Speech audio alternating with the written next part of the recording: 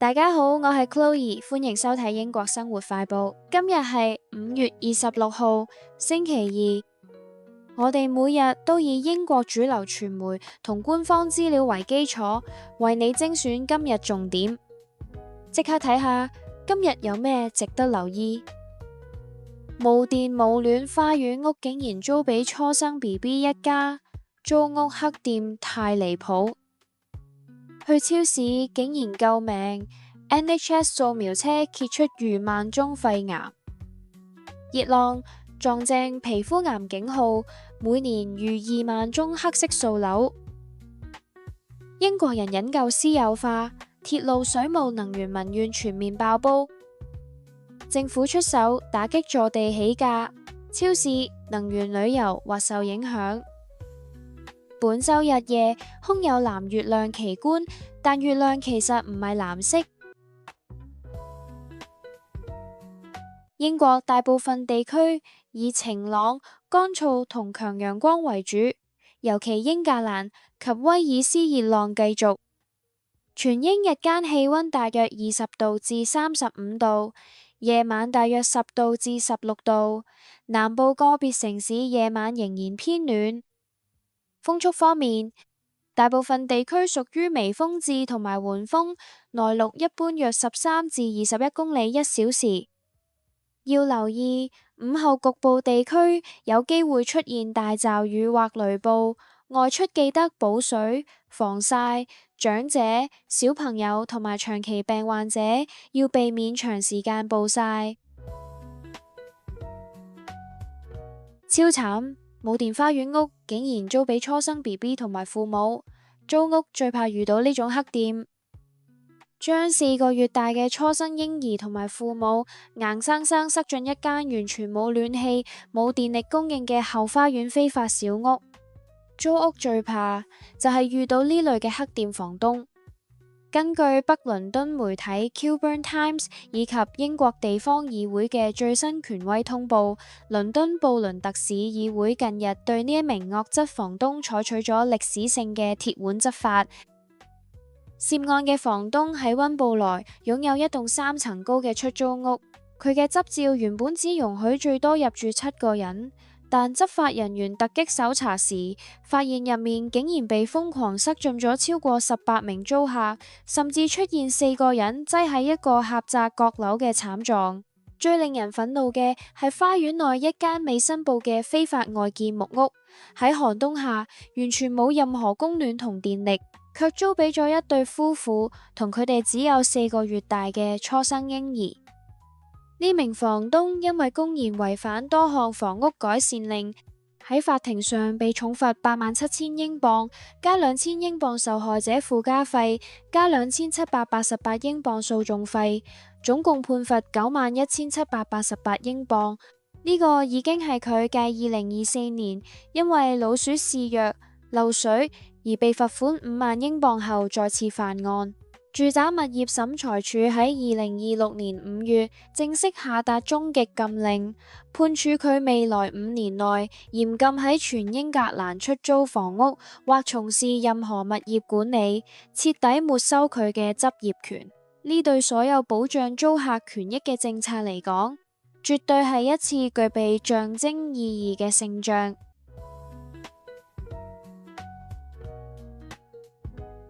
去超市竟然救命 ，NHS 流動肺部掃描車揭出逾1萬宗肺癌，7成半早期發現。各位英國市民要留意，原來一架停喺超市停車場嘅 NHS 掃描車，可能真係正在救命。根據 NHS England 喺2026年5月25號公佈嘅資料，英格蘭肺癌篩查計劃自2019年推出以嚟，透過停泊喺超市、體育場館同高街附近嘅流動肺部掃描車，已經檢出10678宗肺癌個案。呢個數字最令人關注嘅係，超過3/4個案屬於早期發現，即第1期或第2期。NHS 指出，肺癌如果能夠喺最早階段診斷，病人5年存活機會會比遲期發現高接近13倍。今次計劃主要針對55至74歲，現時仍然吸煙或者曾經吸煙嘅人士。合資格人士會收到 NHS 邀請，先接受肺部健康檢查，如果有需要再安排低劑量 CT 掃描。NHS 表示，呢一類流動掃描車之所以重要，係因為佢哋唔係淨係擺喺醫院，而係直接進入社區，方便一啲平日未必會主動求醫嘅人接受檢查。到2030年，英格蘭預計會有超過600萬人獲邀接受肺部健康檢查，並有機會協助診斷最多5萬宗癌症。所以，如果你或者屋企人收到 NHS 肺部健康檢查邀請，千祈唔好當普通信件看待。一次喺超市附近完成嘅檢查，可能就係提早發現肺癌、爭取治療時間嘅關鍵。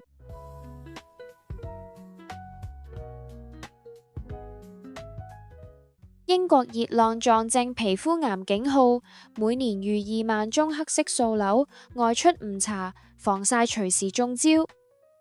英國今個天氣熱到多人想出街曬太陽，但係一個健康警號，大家真係唔能夠忽視。根據 ITV News 2026年5月22號報道，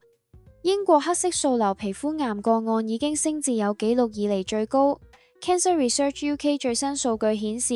，2022年英國錄得20,980宗黑色素瘤新個案，係首次突破2萬宗水平。黑色素瘤係最嚴重嘅皮膚癌之一，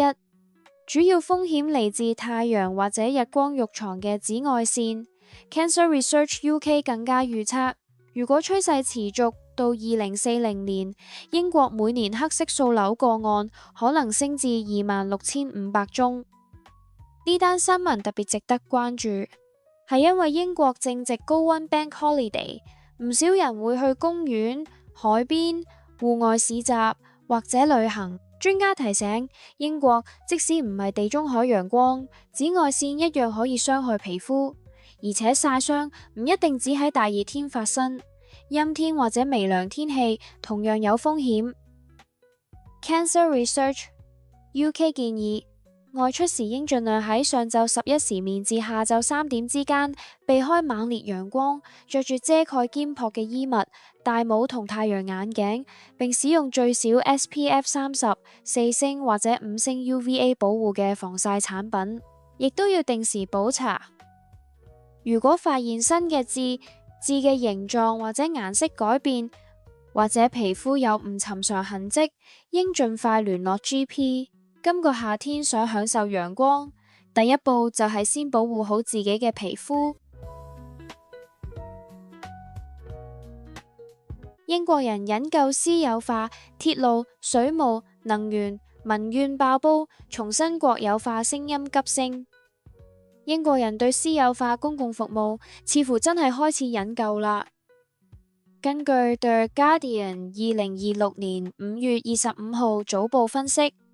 英國近年喺鐵路、水務同能源等公共服務上民怨不斷升溫，火車票貴、班次不穩，水務公司債務沉重，污水排放問題頻生。再加上能源賬單長期壓力，令到越嚟越多人重新討論一個敏感問題：呢啲基本服務係咪應該重新由公營掌控？報道指出，施紀賢政府目前採取較謹慎路線，例如按合約到期，逐步將部分鐵路營運帶返公營，而唔係一次過全面國有化。另一篇 The Guardian 同日報道亦提到，South Western Railway 返到公營後，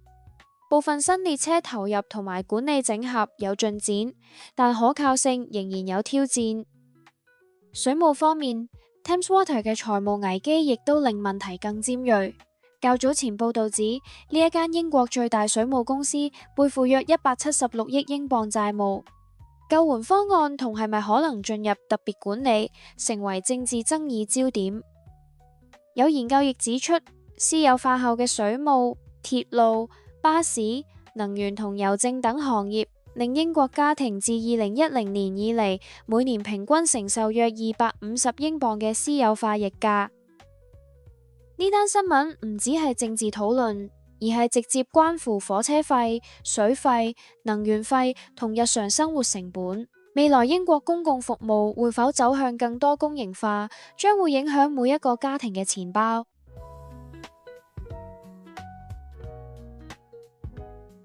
英國政府出手打擊坐地起價，超市、能源、旅遊價格都可能受影響。英國生活成本已經高企，如果遇上危機嘅時候，有企業趁機坐地起價，政府可能準備出手。根據 Reuters 2026年5月19日報道，英國政府計劃加強競爭監管權力，針對危機期間唔公平加價嘅行為。財政大臣 Rachel Reeves 表示，政府將推出新嘅反牟利框架，俾 CMA 競爭及市場管理局喺供應受衝擊、價格急升時，可以更快調查企業定價同利潤率。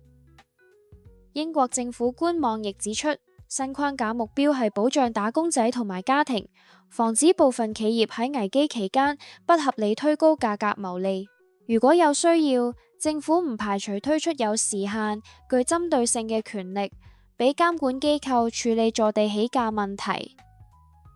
呢件事之所以重要，係因為佢唔僅關乎超市食品，當能源價格、燃油、機票、旅遊住宿，甚至日常必需品喺危機下突然加價，家庭好難分清楚究竟係真正成本上升，定係企業趁市況混亂加大利潤。Sky News 亦都報道，政府早前曾推動大型超市考慮為麵包、牛奶、雞蛋等基本食品設自願價格上限，但市場反應審慎，部分超市股價亦曾經受壓。呢單新聞值得留意，因為未來如果再遇上能源危機、供應鏈混亂或者旅遊旺季價格急升，政府係咪真係能夠阻止危機加價，將直接影響每月開支。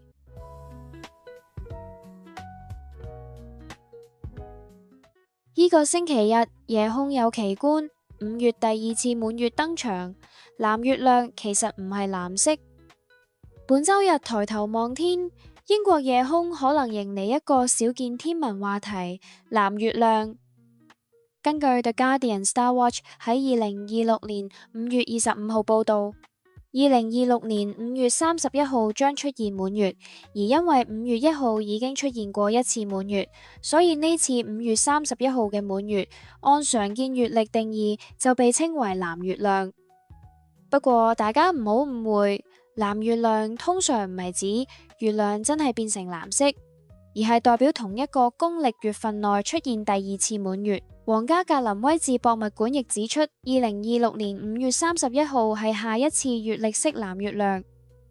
今次現象之所以少見，係因為月亮由一次滿月到下一次滿月大約需要29.5日，但我哋用嘅公曆月份長度不一，